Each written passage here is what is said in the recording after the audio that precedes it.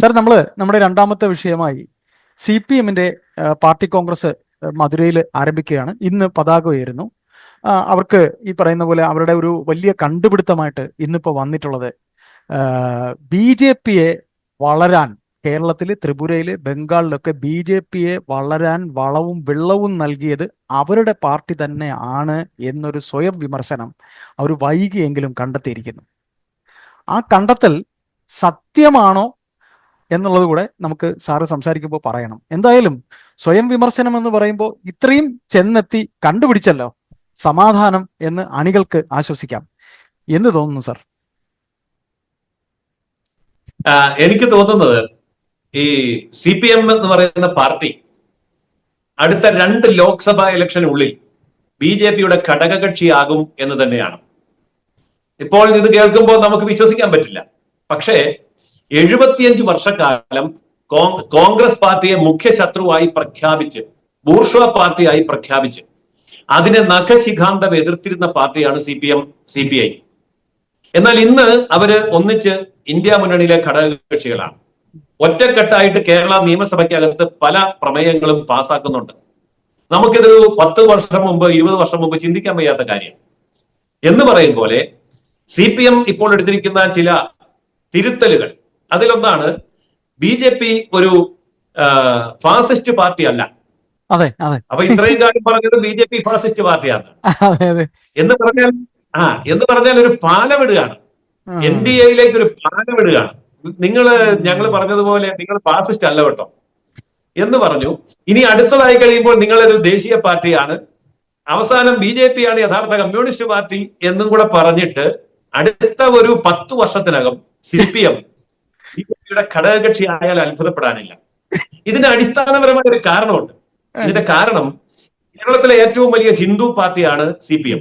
BJP അല്ല കേരളത്തിലെ ഏറ്റവും വലിയ ഹിന്ദു പാർട്ടി. ഏറ്റവും കൂടുതൽ ഹിന്ദുക്കളുള്ള പാർട്ടി CPM ആണ്. 95-98% ഹിന്ദുക്കളാണ്.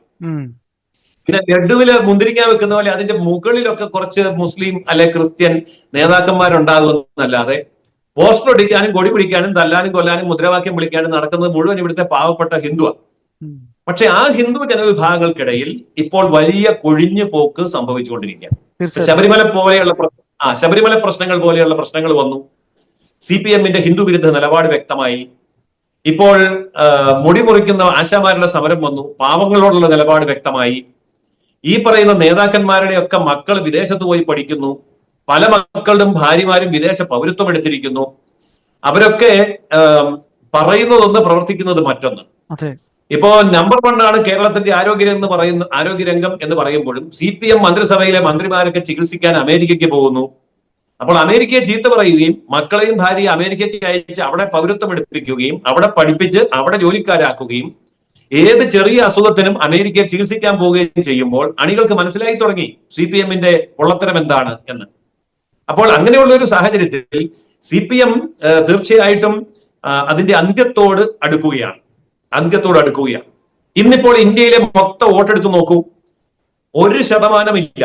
CPM-ന്റെ വോട്ട് 1% ഇല്ല. അഖിലേന്ത്യാ അടിസ്ഥാനത്തിൽ 0.5% പോലും ഇല്ല. കൃത്യമായിട്ട് പറഞ്ഞാൽ 0.48, അതായത് 0.5% താഴെയാണ്. 0.48% വോട്ട് മാത്രമാണ് CPM-ന് അഖിലേന്ത്യാ അടിസ്ഥാനത്തിലുള്ളത്. MP-മാരുടെ എണ്ണം തമിഴ്നാട്ടിൽ നിന്ന് ദാനം കിട്ടിയ 2ഉം പിന്നെ കേരളത്തിൽ നിന്ന് 1ഉം, ഇത്രയേ ഉള്ളൂ. അതായത് പൂച്ചയ്ക്ക് എന്താ പൊന്നൊരുക്കുന്നിടത്ത് കാര്യം എന്നുള്ള മട്ടിലാണ് ഇപ്പൊ പാർലമെന്റിൽ CPM ചെന്നാലുള്ള അവസ്ഥ. ഒരു കാലത്ത്, നെഹ്റുവിന്റെ കാലത്ത് പ്രതിപക്ഷ നേതൃസ്ഥാനത്ത് AKG-യെ അവരോധിച്ച പാർട്ടിയാണെന്ന് ഓർക്കണം. നെഹ്റുവിന് ശേഷം EMS ചെങ്കോട്ടയിൽ കൊടി ഉയർത്തുമെന്ന് പറഞ്ഞ പാർട്ടിയാണെന്ന് ഓർക്കണം. പക്ഷെ ഇന്ന് അത് സ്വാഭാവികമായ ചരമത്തിലേക്ക് എത്തുകയാണ്. അതിന് കാരണം ഇതുപോലെയുള്ള നിലപാടുകളാണ്. ഇപ്പോൾ ഇസ്ലാമിക ഭീകരവാദികളുടെ കയ്യിലെ കളിപ്പാട്ടമായി മാറിയിരിക്കുന്നു CPM. അന്താരാഷ്ട്ര ഇസ്ലാമിക ഭീകര ശക്തികളുടെ നിയന്ത്രണം അനുസരിച്ച് പ്രവർത്തിക്കുന്ന, സംസാരിക്കുന്ന ഒരു പാർട്ടിയായി മാറിയിരിക്കുന്നു. അപ്പോൾ തീർച്ചയായിട്ടും അതിന്റെ അണികൾ കൊഴിഞ്ഞു പോകും. അതുകൊണ്ടാണ് പാർട്ടി ഇത്രമാത്രം വേവലാതിപ്പെടുന്നതും ഈ വസ്തുതകളൊക്കെ തുറന്നു പറയേണ്ടി വരുന്നത്. പക്ഷെ എന്തൊക്കെ തുറന്നു പറഞ്ഞാലും, എത്ര തെറ്റുതിരുത്തിയാലും, എത്ര BJP പ്രേമം പ്രകടിപ്പിച്ചാലും അത് സ്വാഭാവിക അന്ത്യത്തിലേക്ക് പോകും എന്നുള്ളതിന്റെ തെളിവാണ് ത്രിപുര, അതുപോലെ പശ്ചിമ ബംഗാൾ. അടുത്തത് കേരളമാണ്. അപ്പോൾ ആ ഒരു സ്വാഭാവിക അന്ത്യത്തിലേക്ക് അടുക്കുമ്പോൾ ഉണ്ടാകുന്ന സ്ഥലജല വിഭ്രാന്തിയും മതിപ്രഭവും ഒക്കെയാണ് ഇപ്പോൾ അതിൽ നിന്നുള്ള നേതാക്കന്മാരും പ്രകടിപ്പിച്ചുകൊണ്ടിരിക്കുന്നത്. ഏതായാലും സാർ, വൈകിയാണെങ്കിലും CPM-ന് അവരുടെ സ്വയം വിമർശനത്തിലൂടെ തങ്ങളുടെ കാൽച്ചുവട്ടിലെ മണ്ണ് പോയിരിക്കുന്നു, കാൽച്ചുവട്ടിലെ മണ്ണ് പോയിക്കൊണ്ടിരിക്കുന്നു എന്ന് മനസ്സിലാക്കാൻ കഴിയുന്നല്ലോ എന്ന് വേണമെങ്കിൽ ഈ പാർട്ടിയിലെ അണികളായിട്ട് നിൽക്കുന്നവരോ അല്ലെങ്കിൽ മടയന്മാരായിട്ടുള്ള പാർട്ടി അണികളോ വിശ്വസിക്കും എന്ന് കരുതട്ടെ, അല്ലെ സാർ? അങ്ങനെ കരുതാം അല്ലെ? അങ്ങനെ നമുക്കിപ്പോ പറയാൻ പറ്റുള്ളൂ. തീർച്ചയായിട്ടും. തീർച്ചയായിട്ടും അവരെ വിശ്വസിച്ച് കഴിഞ്ഞു, അവർക്ക് ബോധ്യമായി. പിന്നെ എന്തുകൊണ്ട് പുറത്തു ചാടുന്നില്ല എന്ന് വെച്ചാൽ ട്രേഡ് യൂണിയനിസം, അതുപോലെ തന്നെ ക്ഷേമനിധി എന്ന് പറയുന്നതാണ് ഔദ്യോഗികമായ നോക്കുകൂലി. അപ്പോൾ ഈ ക്ഷേമനിധി അങ്ങോട്ട് പിരിക്കുന്നതല്ലാതെ ഇങ്ങോട്ട് ആർക്കെങ്കിലും കിട്ടുന്നുണ്ടോ?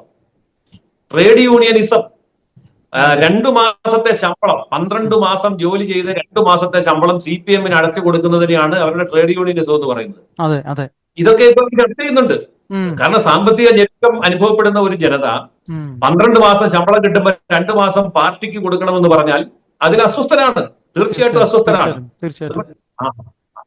അതുകൊണ്ട് CITU അകത്തു നിന്ന് പുകഞ്ഞു നീറി പൊട്ടിത്തെറിച്ച് അസ്തമിക്കാനാണ് സാധ്യത. CITU ഇല്ലാതായി കഴിഞ്ഞാൽ പാർട്ടി ഇല്ലാതാവും. കാരണം ഈ തൊഴിലാളികളുടെ ചോര ഊറ്റി കുടിച്ചാണല്ലോ CPM ജീവിച്ചിരിക്കുന്നത്. അപ്പോൾ ഒരു വലിയ സ്വയം വിമർശനമല്ല, സ്വയം നാശത്തിലേക്ക് നീങ്ങുകയാണ് CPM എന്ന് അസന്നിഗ്ധമായിട്ട് പറയാൻ കഴിയും.